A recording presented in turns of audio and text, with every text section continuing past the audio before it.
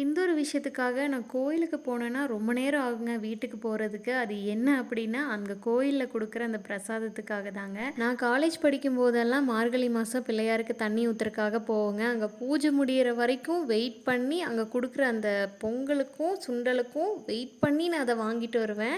அப்பா கூட என்னடா பிள்ளைய காணுமே அப்படின்னு சொல்லிட்டு கோயிலுக்கே வந்துடுவார். அந்த அளவுக்கு நான் லேட் பண்ணுவேன். நீங்கள் கோயிலுக்கு போனால் உங்களுக்கு இந்த பிரசாதம் கொடுத்தா ரொம்ப ஹாப்பி ஆகிடுவீங்க அப்படின்னா அது என்னென்னு கண்டிப்பாக கமெண்ட் பண்ணுங்கள். குட்டி தங்கத்துக்கு விட்டமின் டி சிரப்புக்கும் அயன் சிரப்புக்கும் ரொம்பவே டிஃப்ரென்ஸ் தெரியுதுங்க. அயன் சிரப்னா சுத்தமாக சாப்பிட மாட்டான்.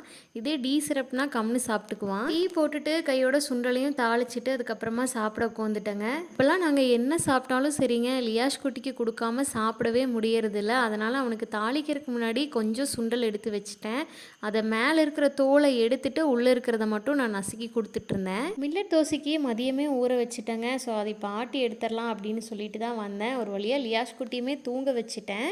எப்போவுமே கரண்ட் போனால் வந்துடுங்க. இன்றைக்கின்னு பார்த்தா 6 மணிக்கு போனது 9 மணிக்கு மேலே தான் வந்தது. அதனால் அதுக்கப்புறம் தான் மாவாட்டிட்டு கையோட எங்களுக்கு மதியானம் வச்ச சிக்கன் குழம்பு இருந்ததுங்க. அதுக்கு சப்பாத்தியும் சுட்டு சாப்பிட்டாச்சு.